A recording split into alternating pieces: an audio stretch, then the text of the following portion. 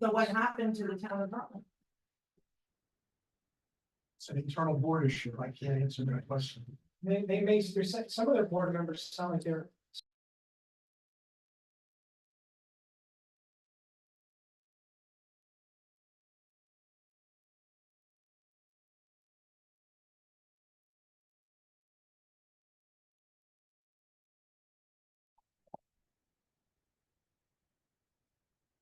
Councilwoman DeGroot. Councilwoman Hayner. Councilman Secreto. Councilman Van Cleek. Supervisor Quigley. Here, thank you very much. Welcome to the Town of Ulster Town Board Workshop Meeting, Thursday, October 3rd, 2024.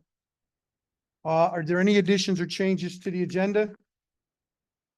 I just have a few things I'll bring up toward the end of the old business. I am asking for an executive session in relation to matters of a particular person and employment. It's right here on the cheat sheet. No, it says employment.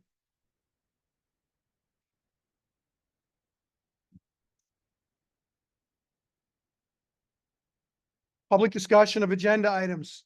Public is welcome to make comment at this point in time on any item that is on the agenda.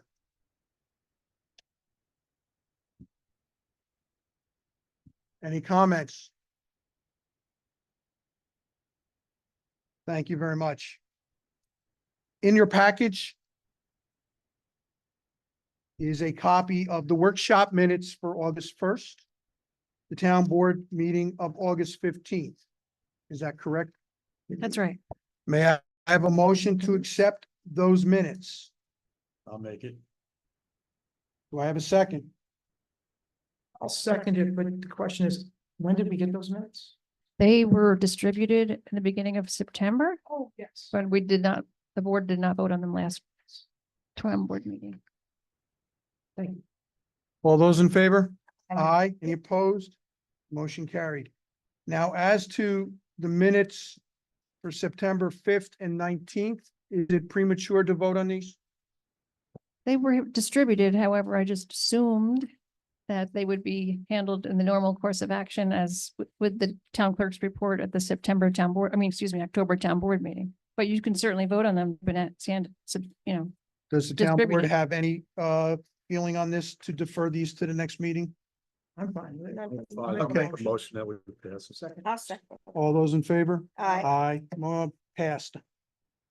Abstract of claims, due to our current financial accounting system, we do not have an abstract of claims. Yes, I do. We do? Right in front of Go me. ahead. Wonder what this is. We have an abstract of claims here, just a reminder under our new form with a comptroller. We no longer vote to approve it, we just receive it. Our vote is saying that we receive the abstract of claims. The comptroller has already gone through and certified or processed all of this. For the previous accounting period, it's a little different layout, but it's still a layout. It's got a bunch of stickers for us to work with.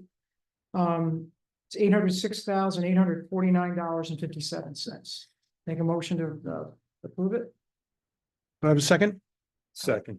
All those in favor? Aye. Any opposed? Motion carries. Communications? No communications. Thank you very much. Ladies and gentlemen, at 7:10, we will break for the public hearing for the East Kingston Fire Company budget for 2025. First item under new business. The town went to bid to renew the MVP health insurance for the town's employees for 2025. I am pleased to report that the bids came in flat, meaning that there will be no increase in the unit price premium for the three coverage plans that the town incurs through this program. So may I have a motion to authorize the supervisor to sign the renewal? I'll make that motion. I have a second. Second. Any discussion? All those in favor? Aye. Aye. Any opposed? Motion carries. The next item is a matter of housekeeping. The town employs a municipal advisor, Munistat Services out of Long Island. They have been our advisor for probably 30-some years. Under a act of Congress in 2016, those providing services to municipal governments are required to provide on an annual basis a disclosure letter setting forth their rights and their responsibilities as an advisor. And we are asked to acknowledge that we recognize that they have a fiduciary responsibility to act on our behalf. So I would ask for a motion to authorize the supervisor to sign the municipal advisor services agreements with Munistat Services for 2025. I'll make that. I'll second that. Any discussion? All those in favor? Aye. Any opposed? Motion carries. Mr. Secreto. We have a seasonal hire that will work for the highway department. Comes at the request of highway superintendent. The employee's name is Jacob Freer.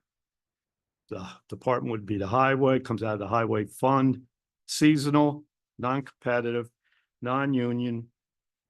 His grade, no grade, his wage will be $20 an hour. His start date was September 23rd, 2024.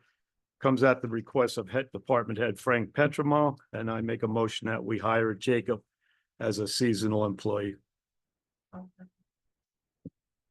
Any discussion? All those in favor? Aye. Aye. Any opposed? Motion carries. During the summer, the town of Ulster hired Hungerford and Terry, who is the manufacturer and designer of the filtration equipment that we use on the Fording Place Road and in the Halcyon Park water treatment facilities, to review both facilities. During the course of their review in Halcyon Park, they made note that the filtration equipment is the original equipment from 50-some years ago, and that there's a recommendation that it be replaced. Current health and department regulations require that there be a redundant system in place to provide a backup should the primary one fail. And the water superintendent has indicated that a new building is required to house both of them. It is only appropriate that we have an engineer study, design, and lay out a program to make those improvements and provide the documentation that we would use, hopefully to apply for a grant or other type of subsidized financing to be able to fund this improvement. So may I have a motion to authorize the supervisor to sign an engineering services agreement with Bernier and Larios for the Halcyon Park Water Treatment Facility to be billed on an hourly basis and not to exceed $12,000. I make that motion. I'll second it. Any discussion? All those in favor? Aye. Any opposed? Motion carries. The next item is the result of, the next two items are the result of petitions that were proposed and presented to the Town of Ulster Town Board, asking the town board to give consideration to the development of a sewer system in the Cherry Hill subdivision area. The town has received a proposal from Bernier and Larios to do a plan, map, and report, which is the foundation documents to make applications for grants in the amount of $30,000.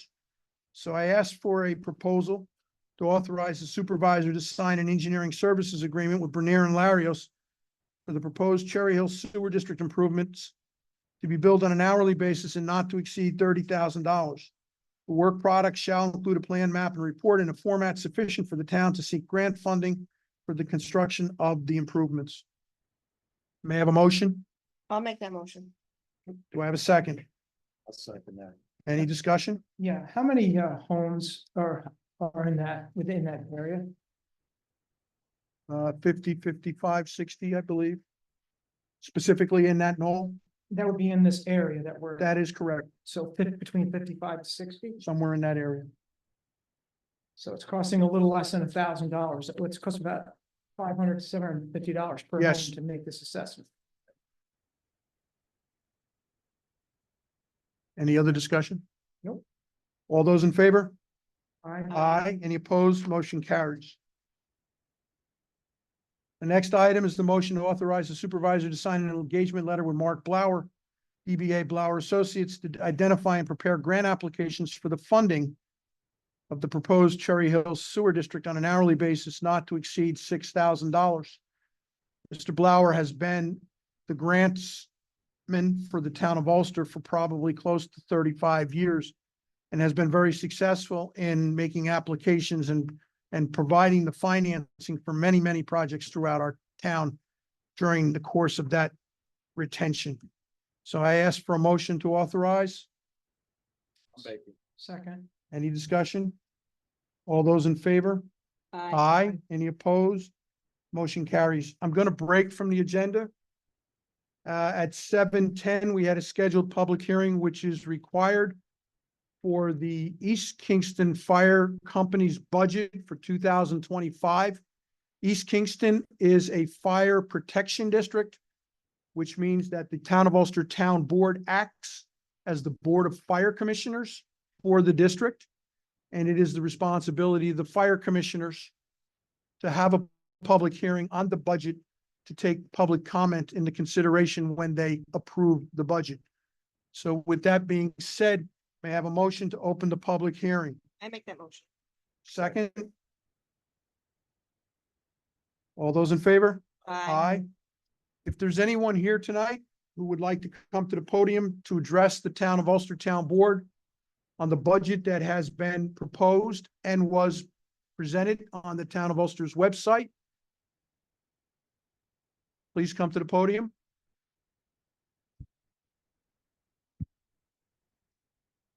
Make a motion to close the public hearing. Thank you. Do I have a second? I second. All those in favor? Aye. Thank you very much. The next item in our agenda is a motion to authorize the payment of payment application number 2 for contract TU 233, the replacement of the 450,000 gallon potable water storage tank in the Ulster Water District in the amount of $160,000, $244.10. I'll make that motion. I'll second that. Any discussion? All those in favor? Aye. Any opposed? Motion carries. The Town of Ulster has entered into a contract, TU 241, with a contractor to extend the water line underneath the New York State Thruway to the Rupco Quality Inn project. The New York State Thruway engineers mandated that the depth of the pipe under the thruway be increased by 5 feet, which consequently added more cost to the project. There was a $30,000 line item in the budget for contingencies, which this cost of about $19,000 is being charged against. There is no change to the contract value.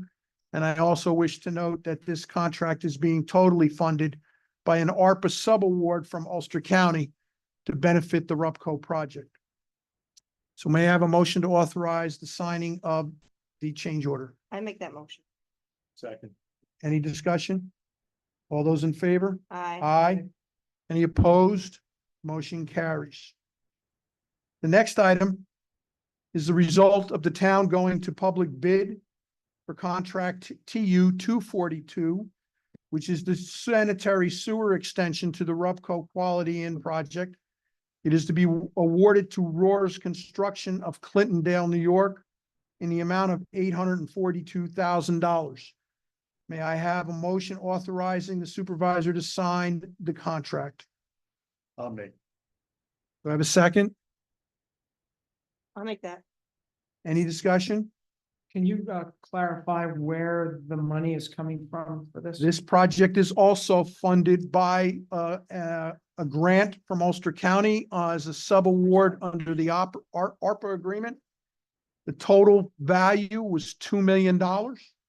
And between the two contracts that have been let so far for the water and the sewer, we are under budget. Thank you. So may I have I have a motion and a second. All those in favor? Aye. Aye. Any opposed? Motion carries. I open the floor for discussion on the events for Halloween of two thousand twenty-four in the town of Ulster. I make a motion Halloween be canceled. Funny. Like it didn't get a second, so you can't vote. Chief, are you gonna second I that? thought that was funny. I mean. of course it does. I like those. I'd like to make I a- will add, I mean, it's a the- commercial. the information about our annual trunk or treat. We're holding it on October 26th, right here in the parking lot. Rain date, October 27th. The town board graciously allowed us last year a budget of $500. We buy candy, snacks and apple cider and things for the table there, and we did not go over budget last year. Councilman Secreto is head of recreation. I'm asking for 600 this year, just so that we have a little bit of a buffer. And again, we do not plan to go over the 500. I just want to make sure that we stay under budget. 600. Make a motion to up it to 600. I'll second that. Yeah. Any discussion? All those in favor? Aye. Aye. Any Aye. opposed? Motion carries. The second item in relation to Halloween, first of all, you're gonna promote the event. How? The event is on our website and on our Facebook page. We have been recruiting volunteers to decorate their trunks, and we've got 3 out of the 5 fire districts attending and multiple cars, the Ulster Police, Archtop, different businesses. So call us if you want to be a trunk. It's a great turnout, and there's some people in the audience, actually, specifically Diane Gulnick, who's and town board and planning board, all everyone is encouraged to come and decorate their trunks. If not, just show up and walk around and look at all the costumes. Very good. The second matter in relation to Halloween is the discussion of the setting of a curfew. Prior years, the town board has voted on an 8 PM curfew. May I have a motion for an 8 PM curfew? I'll make that one. Do I have a second? I'll second it. Any discussion? All those in favor? Aye. Aye. Any opposed? Motion carries. The next item under old business is in relation to the town video camera system. I asked in our pre-meeting that this item be tabled for 2 reasons. Number one, prior to the disconnect of the camera system, the video was provided to the Justice Court desktops through the computer network. The Justice Court computer system is a separate network on a separate server from the server that was providing the cameras. And given the recent security events in relation to our IT system, the Office of Court Administration has expressed some concerns. I've asked them for direction in this matter, and I have not received an answer as to how to provide the access to the desktops in this case. The second thing is that Councilwoman DeGroot made a request to replace the door at the end of the hall here that has been a solid core door. And prior to the renovations of the Justice Court offices, the Justice Court had the ability to look out the window to see who was coming up and down the ramp. But when they were moved further to the center of the building, they lost access to the window. That's when the camera systems were installed. By putting the door in, a window in the door, and in conjunction with the existing doorbell system that's there, the court clerks will have the ability to feel comfortable by looking out the window to see who's attempting to access the side of the building.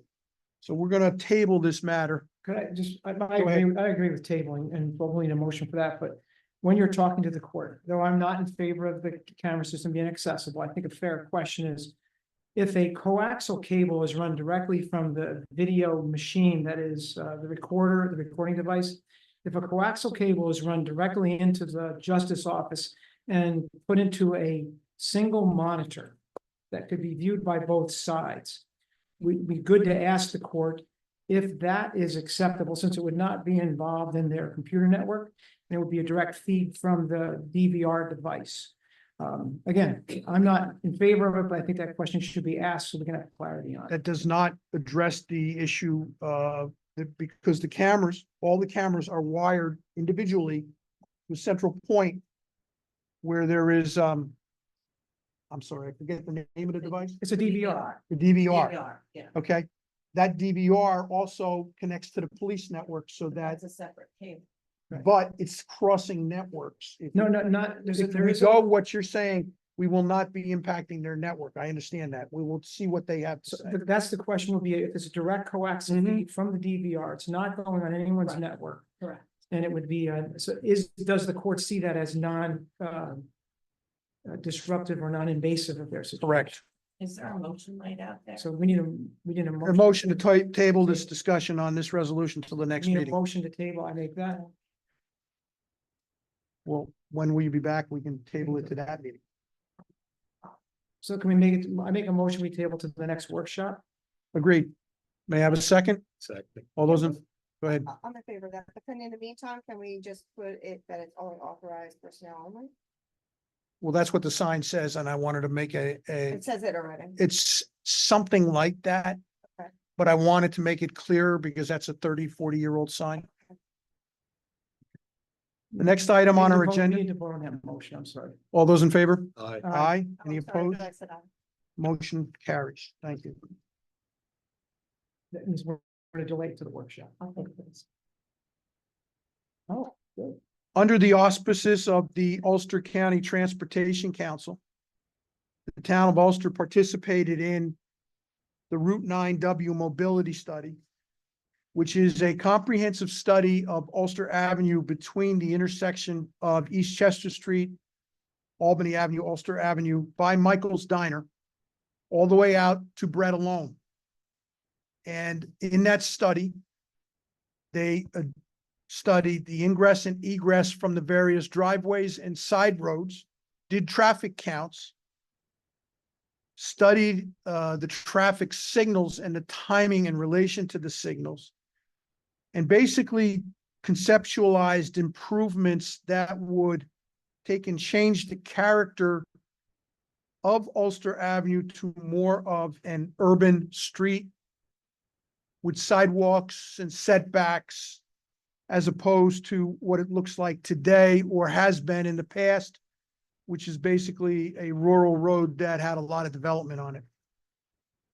This study will be put up on the county's website, and it will be open to public comment for a period of time. And it's important that we get the public's comments back. Some of the proposals would include an item such as putting a roundabout down by Michael's Diner where the intersection of Myron Lane, East Chester Street, and Ulster Avenue comes together. A reconfiguration of the 199-209 intersection. A reconfiguration of the Lake Road intersection. A reconfiguration of the Titan Bridge Road intersection. Changes in the timing of the lights along Ulster Avenue. The widening of Ulster Avenue and changing the lane configurations, adding bike lanes and sidewalks. This, as I said, is a pretty comprehensive study and it requires public input. So I mention this tonight for the public's benefit so that you are aware that this study is out there and we are seeking input.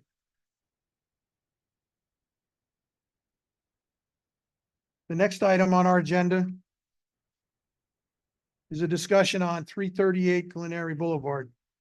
I'll start that off by saying that we have received a letter that reinforces the comments made by the residents from the last meeting on the conditions at 338 Glenary Boulevard and asks some very pointed questions.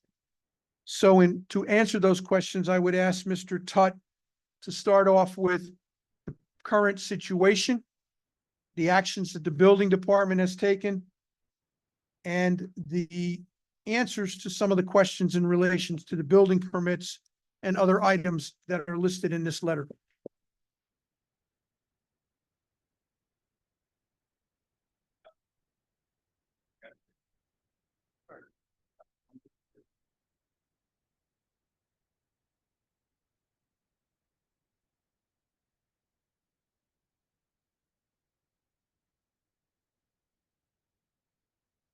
So question one starts with, is 338 Glenary Boulevard classified as commercial residential property? Going to, Just turn the volume up on the microphone. The other side. Spectrum, I'm not technically advanced. Is that better? That's much better. Okay. It is Glenary Boulevard classified as commercial residential. It is, according to town code, a residential district. The current use of the buildings ceased to be multiple cottages prior to the adoption of the code in 1991. Since they stopped for more than 2 years, their current use would be one occupiable building. They can't have more than one unit occupied under current town code. I just want to reinforce that the 2-year period Yes. was reinforced in a court decision in relation to Buck's Junkyard, where the town sued Buck's because they argued that they were grandfathered because of a pre-existing use, pre-zoning. And the town demonstrated that the use as a junkyard ceased more than 2 years prior to period of time when they argued that they were grandfathered. Which judge ruled in our favor on that? Yes. Was that Judge Mott?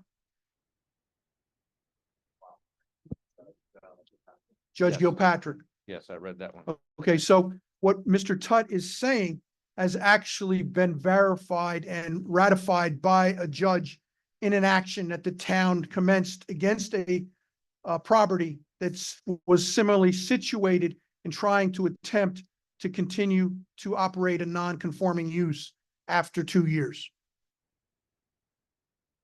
Correct. Currently, I do not use the term grandfather. What I tell people is that your grandfather might have built it, but currently it's not a permitted use. So we go with pre-existing non-conforming. It's as good as my home. No. it's I'm not trying to take any wind, that's out of yourselves, okay? He's not allowed. I need to hurry this up before Frank gets upset. He's not allowed. As the date of this letter, Supreme Court case, counsel will be able to speak to that. Mr. Viviano said, yes, 2 of the cottages were condemned. The 2 closest to the creek.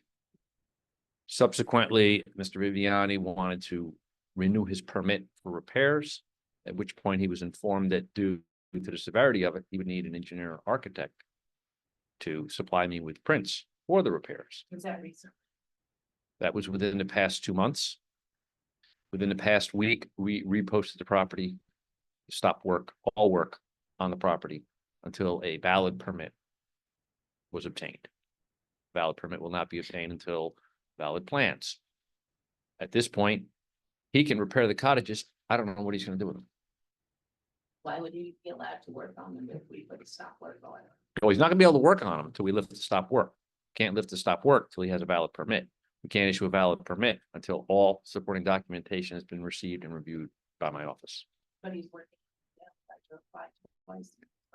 Okay, so can you explain, if we catch someone doing work without a valid permit, what do we have to do? We have to bring them into, Then we now have to, we have to file with the courts. He's already at the point that we stopped the work, okay? Any work being performed from that point, we have a stop dead date of the stop work, $250 a day for every day you're working after the stop work was issued. So how about the last 2 months? Did we have them? He didn't have a valid permit. Correct, but I'm saying, He didn't have a stop work order though. No. we gave him a court action. That's the one that we ruled on, that court gave us. The court gave us a letter saying, and they ruled, saying that he could no longer, that was no longer valid, correct? That he couldn't operate under. We It's said, not. we said we were gonna send it to the court. We didn't. That's fine. Can you bring me up to date on that? Absolutely. Because I thought we were. Warren issued a order to remedy in May, Okay. given Mr. Viviani 30 days to respond. He did not respond. Then the town board authorized a Supreme Court action, which we commenced on July 18th of this year. We then served Mr. Viviani. He did not respond.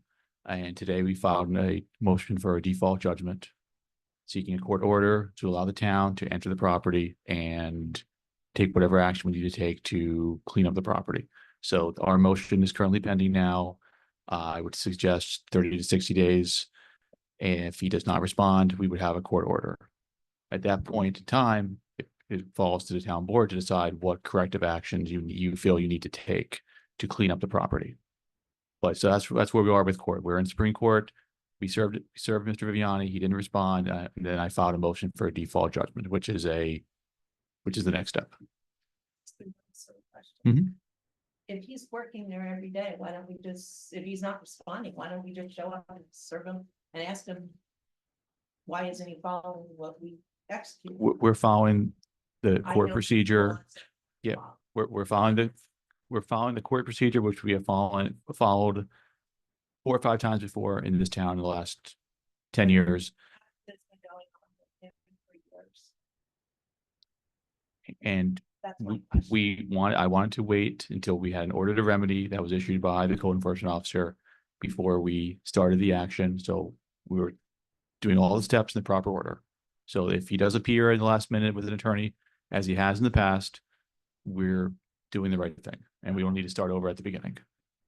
The other information that you informed me about today, that when you finished the title search, Yes, so we did a title search. Mr.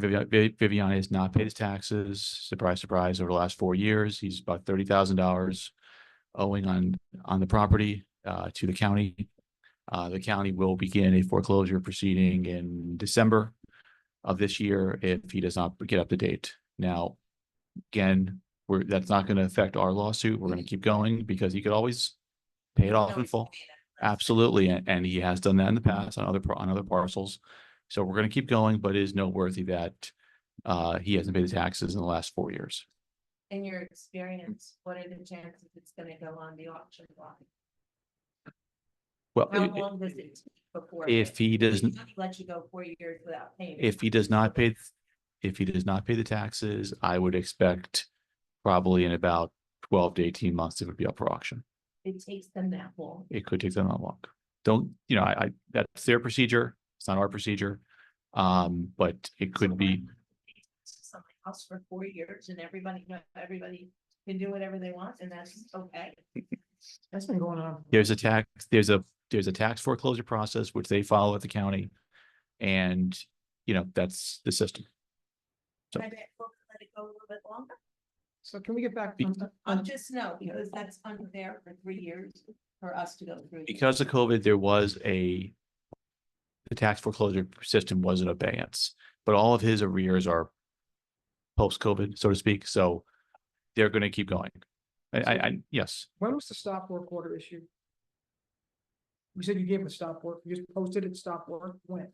When did you do that? Okay, Monday. Monday. Monday. So let me ask a question, Mr. Kovacs. The building department has deemed 2 of the buildings to be unsafe from a building code standpoint. yes, Should the Supreme Court come back with an order saying that the town is authorized to take remedy yes, to correct the situation, yes. that could include the demolition of those structures if this town board duly authorizes it. Absolutely. I always put in the order that the town has the authority to clean up the property, barricade the property, and or demolish any and all structures on the property. Yes. Now, I want to advise the people in the audience that this has in fact occurred in East Kingston when the Methodist church, I think it was the Methodist church, burned down. And the owner refused to clean up the fire damaged structure for an extended period of time.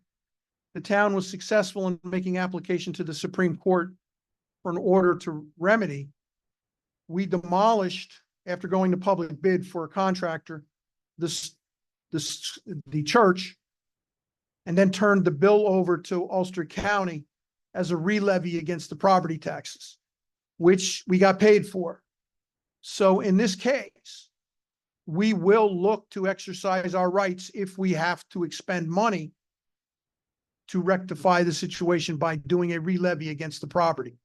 And under the state, under the county's policies right now, the town is made whole on our taxes and our re-levies by June 6th.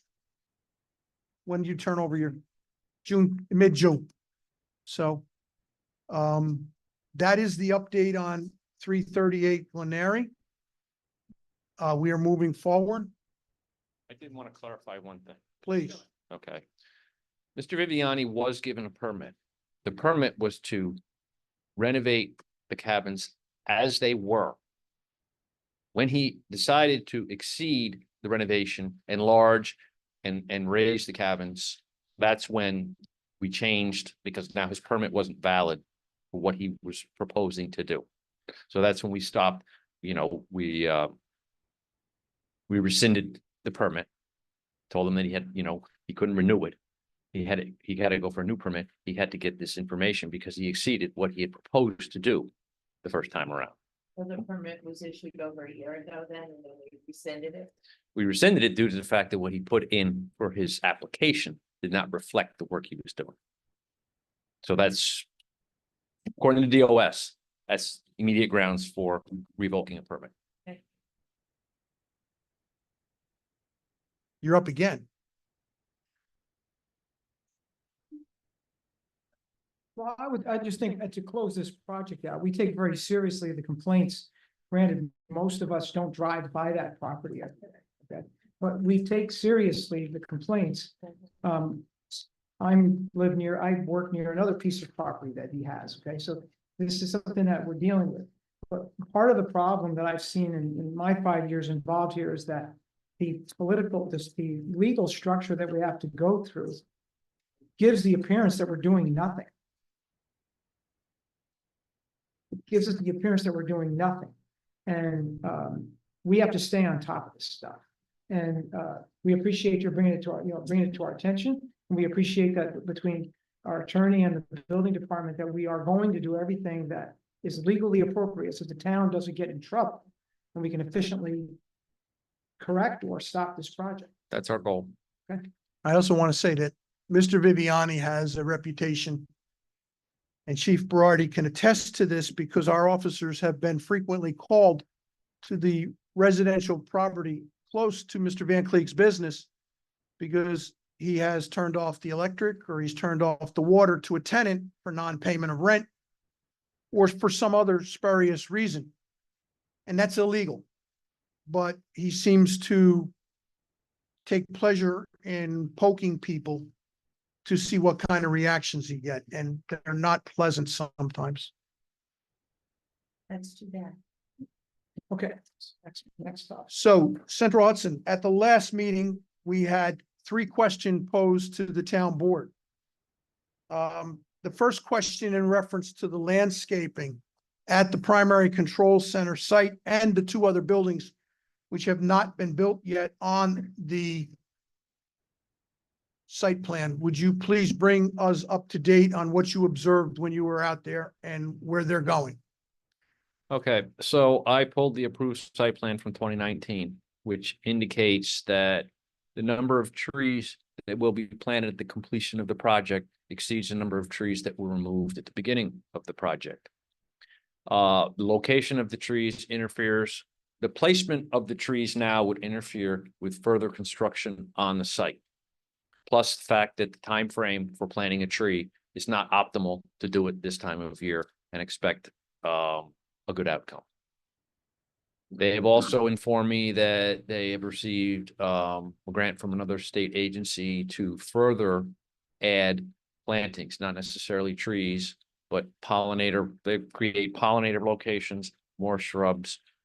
So they do have a plan for the middle of October to start with stabilization. They're going to plant more grass. They're going to start to plant some shrubs. They're going to start to plant flowers.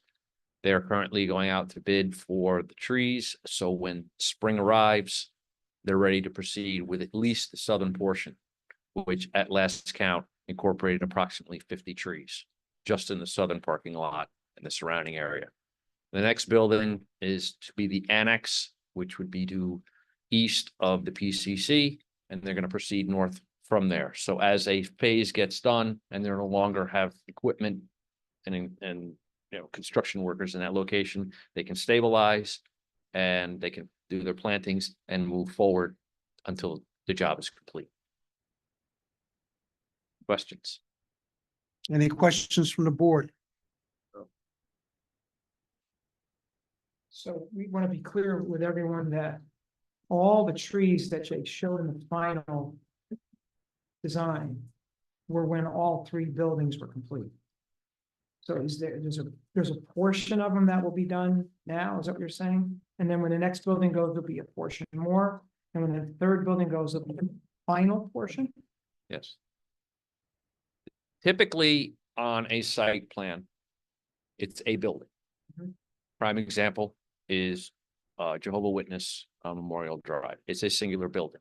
In order for them to complete their building and get their certificate of occupancy, it is tied to the site plan. Okay. This project is going to progress on at the end, approximately 5 years. So in order to occupy certain buildings, okay, we need to issue multiple certificates. Part of the deal was that, yes, I will give you a certificate for the building you have completed, but in return, you can't wait to the very end to complete all of your landscape. So we're gonna have to do it in phases, just like we're building the buildings in phases, we're gonna do the landscaping in phases. And at the completion of the final building, then all of the landscaping needs to be done.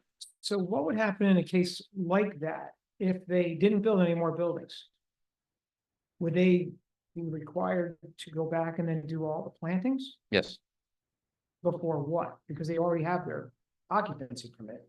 What would we be able to hold on them to get that?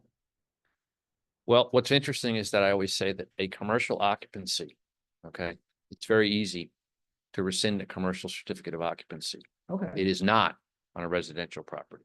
It's a very complicated situation because now the people occupy their house. Mhm. Council could probably attest to it, getting somebody out of their house for something like that. Commercial business is a little bit easier in that you had said in writing that this is what you were going to accomplish. You did not. State allows me to, for certain applications, certificate of occupancy, that it can be revoked.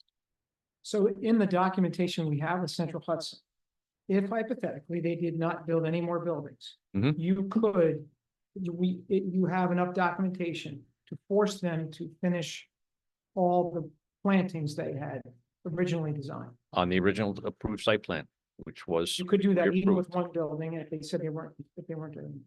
I would ask to make a recommendation. Prior to the issuance of the certificate of occupancy, we get a letter from Central Hudson that basically says that should they, for whatever reason, not complete the site plan as designed, that they will complete the site, the buildings on the site plan, they will complete the landscaping as designed. Done. I think that's a step in the right direction. Thank you Okay. very much. Done. Thank you. Thank you. The second question that was raised at the prior meeting related to a statement that was made that said essentially that CSX engineers have referred to the section of track as mushy. When that statement was made, I was texting Maurice O'Connell of CSX to schedule a conference call for the following day, which occurred, which I related to him the comments that were made. And he sent me a reply by email today. The safety of our employees in the communities where we operate is always CSX's top priority. CSX meets or exceeds all Federal Railroad Administration requirements, and we continue to invest in additional safety measures to modernize our network as we strive towards zero accidents. Just last week, CSX participated in Rail Safety Week, where we work closely with communities throughout our network to educate and empower the public to make safe decisions around the trains and tracks and raise awareness of the need for rail safety education. And that includes educating the public not to walk on the railroad tracks. Rail safety education is the key to incident prevention, and CSX is working to reach as many people as possible to recognize the risks, knowing the warning signs, and how to make safe choices around these trains and tracks.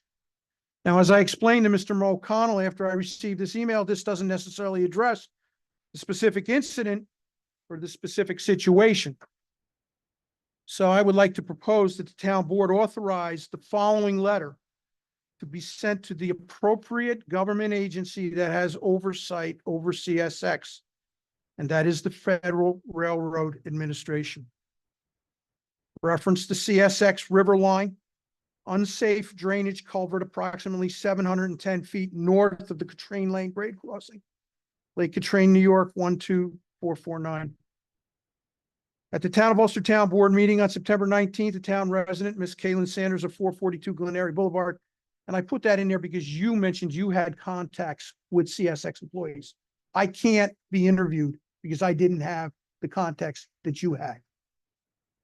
Advise the town board that among other items that CSX train engineers have referred to the section of track from the culvert north several hundred feet as mushy. This location is south of milepost QR 92.3 by approximately 1.7 miles. I have reported this complaint to Mr. Maurice O'Connell, Regional Government Affairs Officer for CSX Transportation, and he has responded with a written response, which I enclose herein. The Federal Railroad Administration is the regulatory agency in the matter of railroad safety and its impacts on the community. The Town of Ulster Town Board is hereby requesting that the FRA Safety Management Team investigate the complaints relating to the issues of track stability at the location described above. Should you have any further questions on the town's request, please feel free to contact me. I'm asking for a motion of the town board to authorize the supervisor to sign this letter and forward it to the Federal Railroad Administration with a copy to Senator Schumer. Any discussion? All those in favor? Aye. Any opposed? Motion carries. The last item that was raised related to a statement that Central Hudson has made admissions that their stormwater ponds have failed. That was the statement. It's on tape. No one has reported from our building department or any other agency within the town of Ulster this fact. I had a conversation with the regional director of New York State DEC on Tuesday. The DEC is the state agency designated with the regulatory authority over the matters of stormwater and its impact on the environment. I asked permission of the town board to send the following letter. At the Town of Ulster Town Board meeting on September 19th, 2024, town resident, Ms. Kaylin Sanders of 442 Glenary Boulevard advised the town board that among other items, the Central Hudson has admitted that their site ponds don't work. New York State DEC is the regulatory agency in the matter of stormwater and its impacts on the environment. Town of Ulster Town Board is hereby requesting that New York State DEC investigate the complaints relating to the issues of stormwater at the Central Hudson PCC location. I ask for a motion to authorize the supervisor to sign this letter and forward it to the regional director of the New York State DEC. Any discussion? Any further actions that the town board wishes the supervisor to undertake in these matters?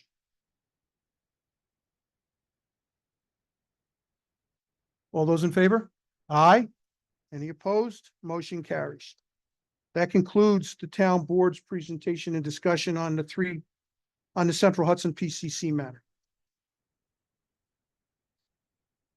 As you know, if you attended the last meeting, we discussed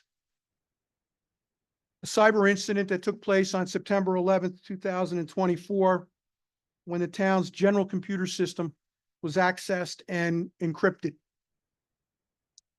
The town lost, at that point in time, access to its computer systems, and we were forced to find alternative means of conducting business to make it look to the community that everything was normal. We implemented a backup payroll system where all employees were paid last week on time and accurately. Payroll reoccurs on Monday, and that system is fully functional. Restoration of the payroll system continues, and we are current through the first payroll in July of 2024. We are striving to have the records updated within the next month so that we will be totally current in our payroll system. Our payroll system is currently operating in the cloud, sponsored by our payroll software vendor. We are under the security auspices of our payroll vendor and not subject to any type of issues in our local system. As to our general town accounting system, we immediately implemented an alternate system to make payments to our vendors. We did not miss a beat. All vendors have been paid in a timely fashion, and all cash receipts have been deposited to the bank and recorded in a timely fashion. Our financial accounting system has been implemented in the cloud on the computer systems of our financial systems vendor, subject to their security protocols and redundant backups. They are in the process of restoring electronic information that we provided to them to bring the database that they had in their possession current to the end of December 2023. And they have the information to bring the town current to August 31st, 2024. While the financial accounting system was down, we continued to make progress on the town's budget exercise. At a previous meeting, I said that the town boards would be presented with a department head budget on September 20th. When this incident occurred, I indicated to the board that this budget would be delayed. That budget was finished this afternoon and will be distributed to the town board members and the department heads at the conclusion of tonight's meeting. It is a compilation of everything that the town department heads and this town board has set forth as policy and requested. This budget will be reviewed by the town board prior to the budget officer taking a red pen to it and making a presentation at a future town board meeting. Up until last Thursday night, I provided the town board a daily update. As there was not much change, I will bring the town board and this community up to date based upon the last dissemination of my operational report. The highway department, the fuel master fueling system went down. The town was immediately issued the town's credit cards to the departments, and the vehicles continued to be filled with fuel from a commercial gas station, and we moved forward on a day-to-day basis without missing a beat. The fuel master system has been restored, the databases have been rebuilt, and the system is fully functioning except for a current glitch on billing September's fuel consumption, which is being worked on by Fuel Master. Other activities within the highway department included specialized databases related to sign inventory, superintendent's reports, capital programs, and stormwater. Mr. Petramwall only returned from a 10-day vacation this afternoon, and we will be scheduling a sit-down in the next week to discuss these programs and how to bring them current. In addition, there have been some spreadsheets that have been lost, which are being replaced by retrieval of prior versions from outside sources, such as monthly reports that were delivered to the town board members that were archived in their email systems off-site. I've asked that every town board member review their email and return to the original sender any original reports that are in electronic format so that they can be revitalized and moved forward. I mentioned the KVS payroll system. I mentioned the KVS enterprise system. I mentioned our budget. I mentioned the updating of our transaction history in KVS. Water and sewer. The water and sewer system was in the middle of a quarterly billing system and had not issued bills yet. 6 out of 7 districts were mailed yesterday or this morning. The 7th district represents 1,600 bills. This is a manual billing process, and we're working our way through it. We have been working closely with the software vendor to try to make sure that we restore a database that they have, and we bring it current from the middle of last year. The town clerk's office. The town clerk lost the tax collection software, which had the historical records for 2 years, for 2023 and 2024. A backup pre-2022 was restored of all the data files in the town clerk's office, and they have access to those materials. The BAS Edmunds software system has been fully restored thanks to the efforts of town clerk Suzanne Reeve and Melanie Riker in their office. They restored from the backup that they had, rolled forward on a monthly basis, putting in a single entry for each month's transaction, and they are fully current. For those dog lovers out there, I think you're going to have a hiatus on dog licenses because we are rebuilding the dog license database by sending out letters to those individuals who had dog licenses from 2022. Laserfiche was restored from a backup with over 1 million records. And as we go through and identify contracts and other documents that were laserfiched between the date of the backup and today's date, we are providing them to the town clerk's office for inclusion in the database. Both Laserfiche and BAS Edmunds have been asked to provide quotes on converting their systems to cloud-based systems run off the servers in the software providers' facilities. Booz Allen has been, which is the consulting firm that was provided to us by the insurance company, has completed a forensic study of the incident. We are waiting for the full report. In the process of their investigation, they cleaned the network, removed all evidence of the penetrations, rebuilt the servers, rebuilt the workstations that were impacted, and installed additional endpoint security called SentinelOne on every workstation, which is valid through October 12th. And we continue to await a proposal for a month-by-month extension of that deadline. Weekly backups are being taken off-site for safekeeping. Daily backups are continuing. We have sought out price quotes from other IT vendors to provide consulting services to the town to beef up our consulting services. Based upon my experience in Hurley, the bottom line price that Hurley was paying was $5,000 per month to an IT consultant. We have a much larger, more robust system than Hurley. We will be more than $5,000 a month for a replacement consultant. We have undertaken discussions with a vendor, I don't know the name, it slips me, for offsite cloud-based backup, and we are awaiting for a firm quote. Day-to-day activities continue. The restoration activities are totally focused in the supervisor and water department's offices. And I will report that it is taking a toll on the personnel because there's only so many hours in a week, 7 days a week that people can work.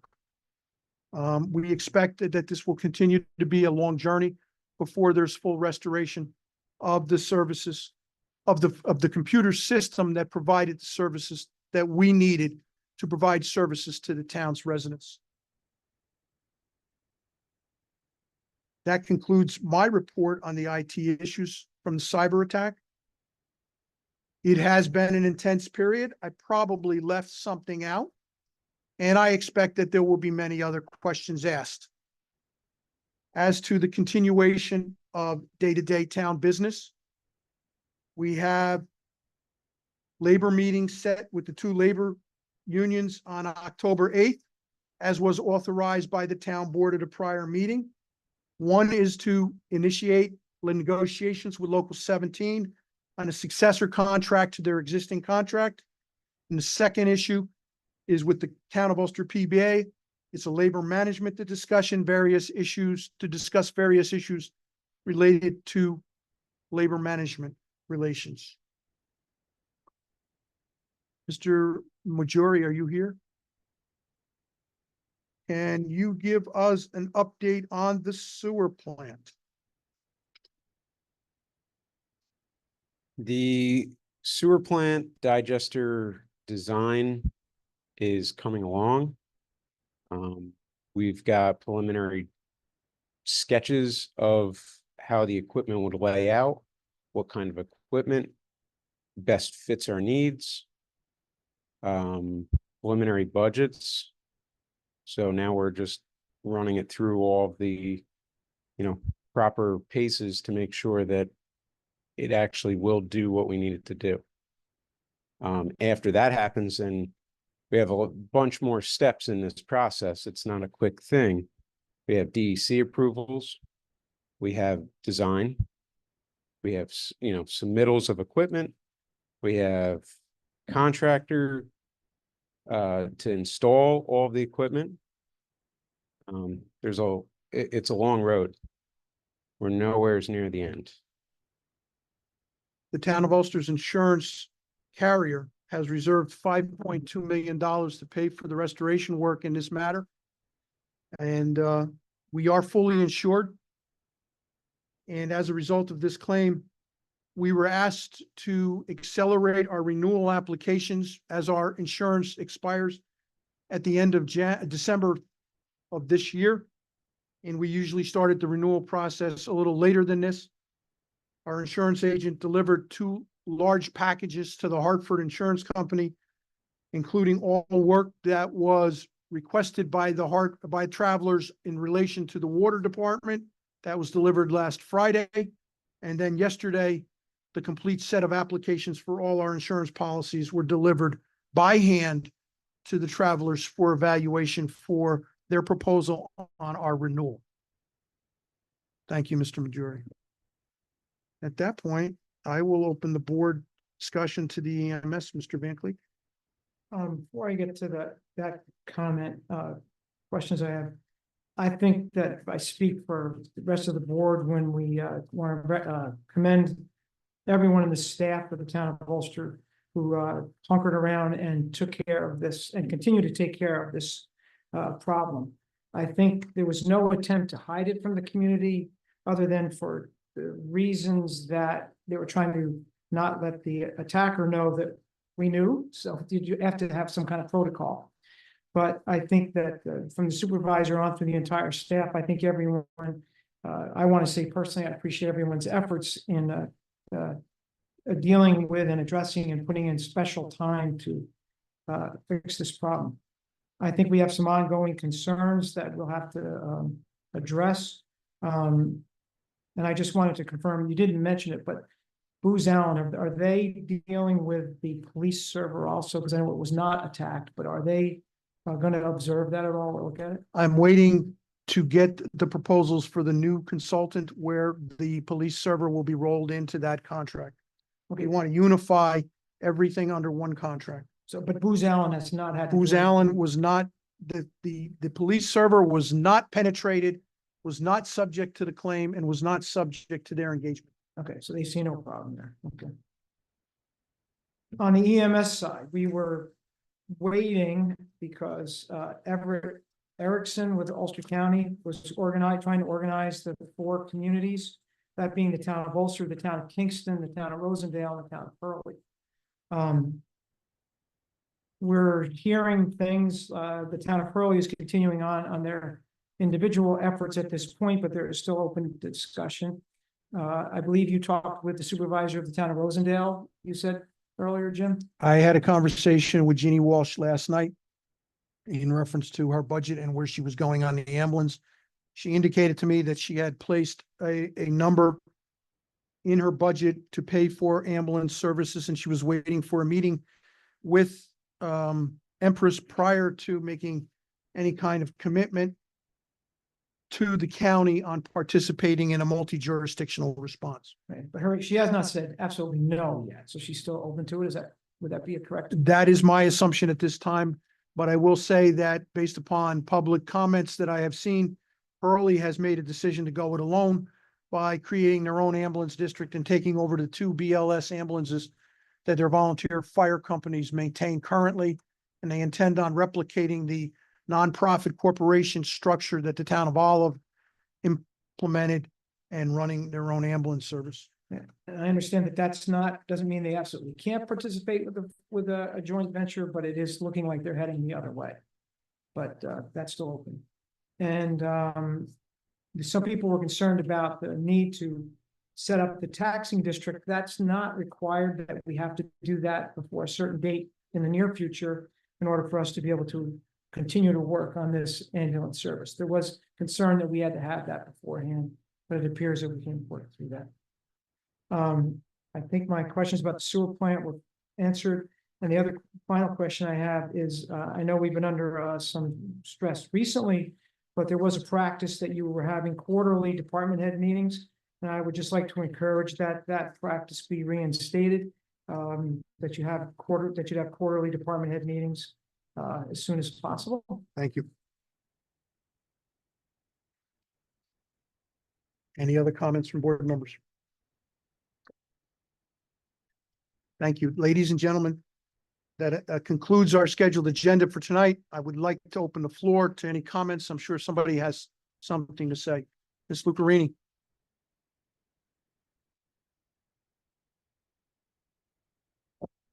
Good evening. My name is Vicky Lucarini and I live at 170 Ledge Road. I'd like to also say how appreciative I am for all of the employees at the town and everyone here at the town board with the efforts with this incident that you experienced on September 11th. Thank you. Also, Jim, I'd like to thank you for sending those letters to the Federal Railroad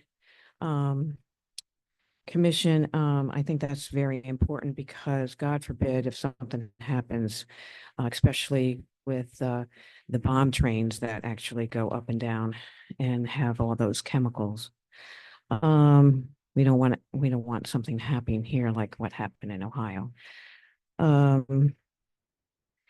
Also, one of the things that I didn't prepare a statement tonight, but based on some of the things that I've heard, especially with the discussion on Central Hudson and their retention ponds not working and having them do plantings and things. I just my concern is because of the amount of rain that we're getting with some of the storms that we have had. I think that this is going to be something that we're going to be faced with quite often going forward. And I would like that the town and the town planning board be a little conscious, very conscious about flooding that could occur in the town. And when a new project is being proposed, that they think about this. We need to really think about our resiliency and try to be proactive. And that's what I need to say. Thank you very much. Thank you. Sir? Hi, my name is Mark Frederich from Glenary Boulevard. I'm the treasurer of the Glenary Lake Park Association. And I want to first thank you for taking our letter and our concerns seriously. And I understand the process is a long one, the legal process, but I just want to highlight that some of the problems on the site, while it's chronic, but some of the problems are very acute. Okay, there's unsafe conditions, unsanitary conditions. We have children of an age that are not supervised riding bicycles. You have condemned buildings there. I mean, I don't go on the property. I don't know how those buildings are secured. I don't even know if there's a sign saying that they're condemned. There's burning of what I believe to be construction material, old construction material, siding, possibly lead paint. These are problems that need to be addressed now, not through that legal system of getting to Mr. Viviani and his, ongoing antics or whatever they are, his considerations. What we need, I want to know if the town has any way to address the acute problems, the dangerous problems, the problems that because I do drive past that every day. And there are things going on there that are unsafe. And God forbid, but sooner or later, something's going to happen that we're all going to be sorry about. Sir, first of all, open burning is regulated by the fire districts. Okay, So if you observe any open burning, I would ask that you report the fire, because then Ulster Hose can respond.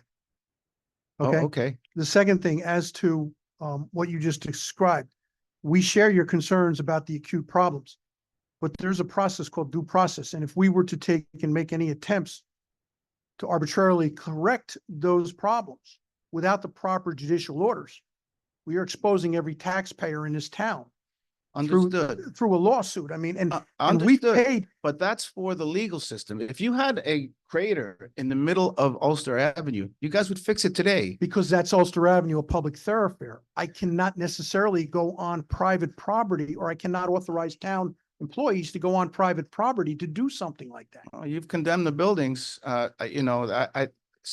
you've condemned the buildings. Yes, and we cannot mean- take corrective action on the condemnation without a judge's order. Because as I said, we've condemned other buildings, and to protect the taxpayers in the town, we waited for the judge to issue an order saying that the town is authorized to take all actions necessary. And there have been, in my 15, 16 years here, probably a dozen different issues where we've gone to this extreme length to As I've said, undertake. we appreciate that, and we know that you're addressing it. I'm just talking about there's unsafe and unsanitary conditions there. That's just, I want it on the record. And I know, I'm a signatory to that letter, so I appreciate you guys bringing up that letter. But there are conditions there that could cause harm to your citizens, my neighbors, members of my association. Thank you, Thank you. sir. How are you, everybody? My name is Brian Moore. Lifelong resident. Thank you, Supervisor and Council members. So my name is Brian Moore. I live in Kingston, New York, actually, in 7 Pier Avenue. I've spent my entire life here. My backyard actually faces up to 38 Catskill Avenue, which falls under the jurisdiction of the town of Ulster. In the last 15 years since I lived in this house, I've seen my neighbor behind the house come and go. It's been foreclosed on, come and go before that. So the last couple of years now, say 4 years. A family's moved in, which is fine. They've done, projects inside the house. Everything's good. Until recently, this June, there was a garage was pre-existing since 1967, I believe, was taken down. Down to the studs pretty much. And I let it go. Figured redoing the garage, no big deal. Is right into my backyard, pretty much within 2 feet of the fence line. Now that property does lie in about 5 feet of the city of Kingston, but also town of Ulster. The city of Kingston said is a town of Ulster jurisdiction issue. This is why I bring it to your attention. That garage has now been turned into, which looks to be is not completed, a two-family house or 2-story house. Not really of a concern, but it's also an eyesore for myself and also the 2 adjoining neighbors. One in the city of Kingston, another one in the town of Ulster. I'm not sure if they have any complaints of it or any concerns, but I did file a FOIL request on the 25th of September. Received that FOIL request. Looked through it. I didn't see anything in there since February of 2021 with an expiration of a building permit of February 2023, which is for his prime 2-family residence house for interior work. On there, he did note replacing the shingles of the garage. Nothing else of that. That expired in February 2023. So in that file currently, as of last week, there was nothing in there for a current building permit, no mention of a new house in replacement of a garage. So I just really bring an area of concern up. Like to see the town address it. Not sure policies and procedures for this, but it is something that shouldn't go unnoticed. I'm not one for complaints or following through on this, but to convert a house, or sorry, correction, to convert a garage into a full house, that's already within adjoining neighbor, multiple neighbors. Doesn't seem like something that'd be permitted within the building department and, the town policies and procedures. So not sure what I can do else besides this to bring it to our attention, but, seems to be that there is no building permit enacted. I've watched him tear down the house, dig trenches all the way to the power lines. So not sure what else can be done, but just want to bring it to your all attention. Thank you. I'll get back to you on it. Okay, very well. Thank you, guys. Are there any other individuals here tonight?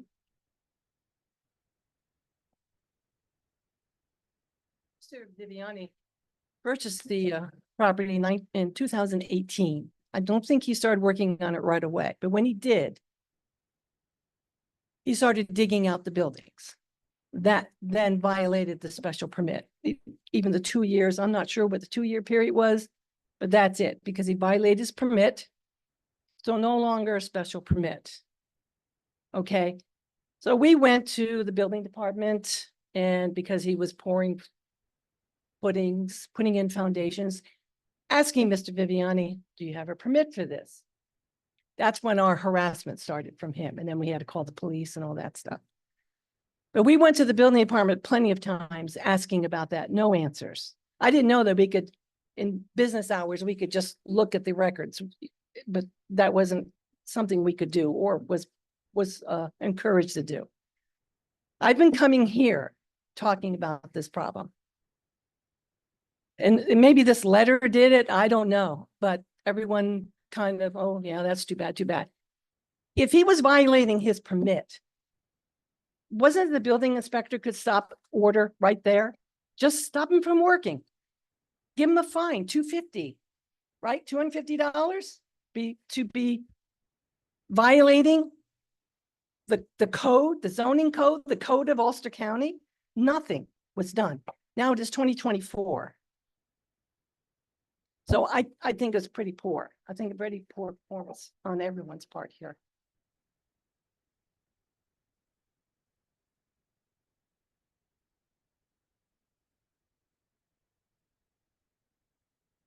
Joanne Simmons, 318 Glenary Boulevard. The building inspector said he stopped work order on Monday. Yesterday, he was there working on the roof.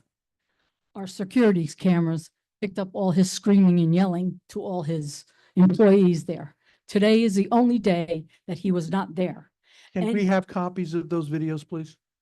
Oh, it's on her phone. It's not a video. Whatever you We have that shows him working, please, can you provide us Sure. the evidence?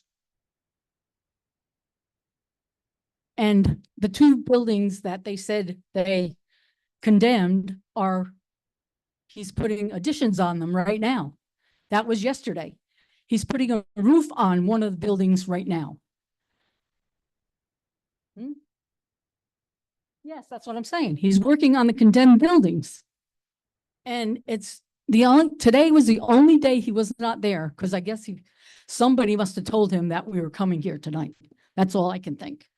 Because he showed up at one of our meetings for Glenary Boulevard, which he's not supposed to do because he's not a member.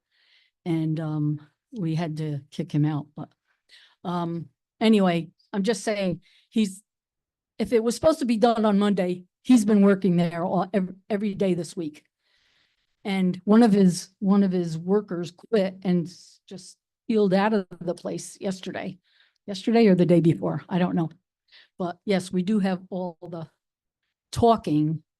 We don't have any video, but we have the talking because it picks up the talking on our security cameras. So, but I don't know what else to do because it's getting ridiculous now. So. But he's still there. He's still there. I don't, and we have called about the fires. And then he almost knocked me off the road driving by when I was walking up the road for my walk. He almost hit me with his car because he found out that I called. So that's another thing. Oh, don't live on the Park, we all go back and forth to work. Ma'am, your name? My name is Barbara Gill and I'm at 226. What do we do now if we see him there If you see him there, working on stuff? working, that's different than there, Right. okay? I would call the building department and say that he is now on site working. Okay, thank you.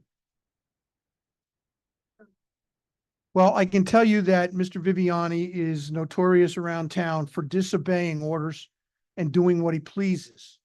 There are several incidences in my short time here where we've crossed paths, whether it be with the apartment complex that we talked about on Ulster Avenue, the placement of a mobile home over on Potter Hill Road, which he had no right to do, but he cut a road in and put it there. I mean, I could go up and down Teresa Lane off of Katrine Lane, where he bought some foreclosed properties all the way down to Buckley Street, where somebody burned out his trailer. I mean, he's notorious for doing this. And you're absolutely right in making a statement. He doesn't ask for forgiveness later. Well, that hasn't worked with me. But none of the actions that he's taking are criminal, where the town has the ability to take action immediately by dispatching the police. Everything that he is doing is civil. And that's a different set of laws with a different set of judicial standards. And we have to be very careful in how we proceed on them. It doesn't forgive us for we take everything serious, but it doesn't forgive us for not taking your complaints and acting on them right away.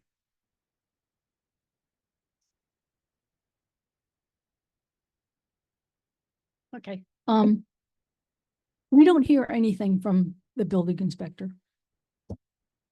We didn't know that there was a stop work order. If we knew there was a stop work order on Monday, we would have been calling. We have not seen, the building inspector for 4 years on that property. I know he doesn't have to talk to us. I know that, but we have to find out some kind of information because nothing's getting done. And I can't believe the way they're letting him build this stuff on there. It is, Please refrain. We're not letting him doing anything. Well, He's doing it I know. himself. I know, and that's why I can't figure out why it can't be stopped by the building department. I don't understand that. I mean, I built something, what he's building is something I might have built when I was 12 years old, It's ridiculous. The man is ridiculous. So I don't know. I'm just upset. So if there's a stop work order now, if he comes there tomorrow, because he wasn't there today, if he comes there tomorrow, can I call up the building department? And report it, please. Okay. Ms. Lucarini? Jim, Vicky Lucarini at 170 Ledge Road.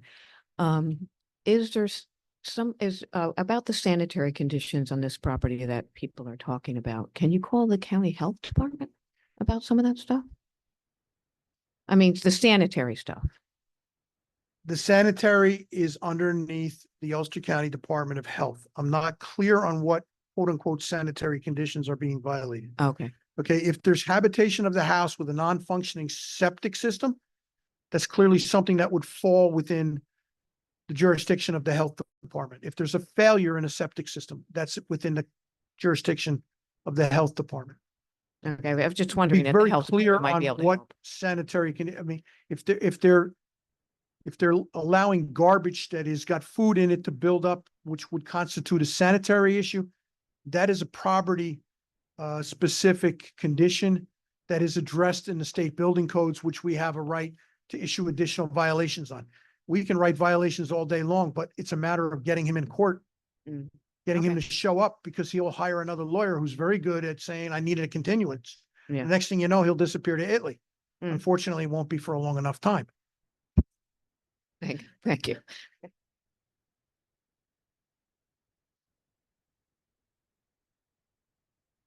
Are there any other additional comments from members of the audience tonight?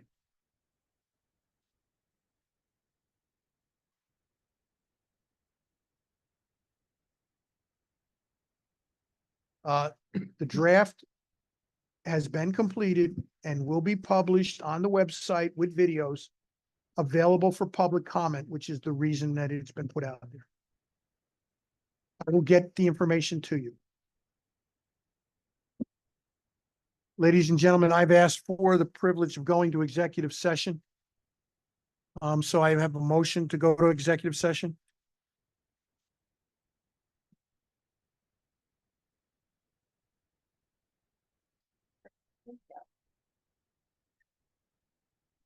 Conduct of executive sessions. Section F. The medical, financial, credit, or employment history of a particular person or corporation or matters leading to the appointment, employment, promotion, demotion, discipline, suspension, dismissal, or removal of a particular person or corporation. The employment history. Did I get a vote? All those in favor? Aye, thank you. I'll second that. I second that. If there was.